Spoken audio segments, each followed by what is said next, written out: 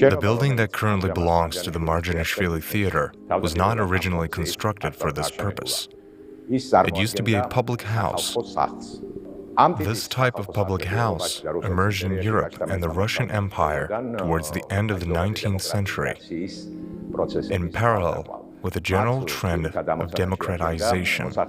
Their main purpose was to educate the poor, socially unprotected layers of society, and to familiarize them with art and culture.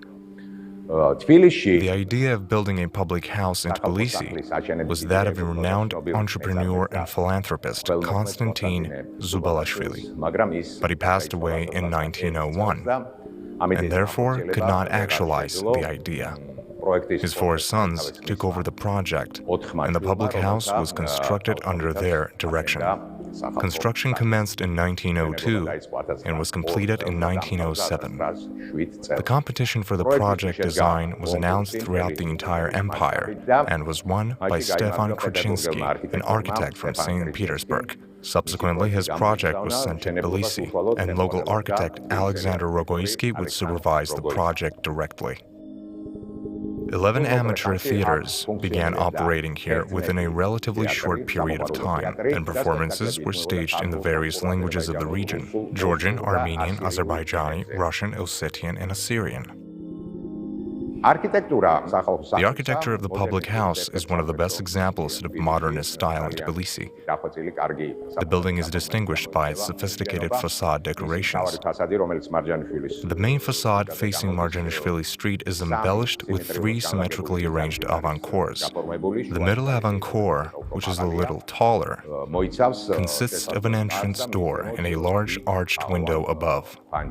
The middle avant-cour has pilasters at both sides that are decorated with typical modernist ornaments and are topped with capitals featuring large stylized forms of a female head.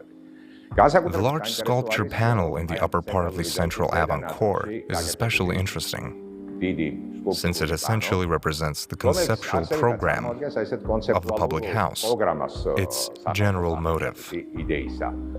This multi-figure composition shows three allegorical figures to the right, representing personifications of literature, music, and art.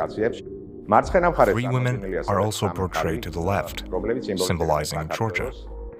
The conceptual meaning of the composition lies at its center, where the figure personifying literature hands a book to the first Georgian woman. Thus, the idea is clear.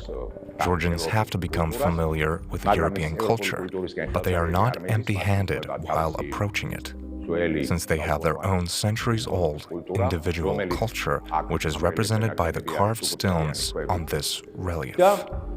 Educated Georgians of the future generations have to cherish and expand on European culture. The public house ceased functioning during the Soviet era. In 1921, the building was transferred to the theater that had been established by Kote Marjanishvili in Kutaisi several years earlier. Upon Kote Marjanishvili's death in 1933, the theater was named after him.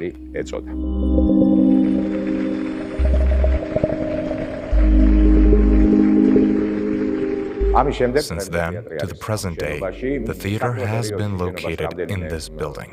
During the Soviet period, the building underwent several more or less successful reconstructions. The most recent renovation works are highly significant, since the central hall has partly regained its original form, and all the necessary stage machinery and equipment have been upgraded.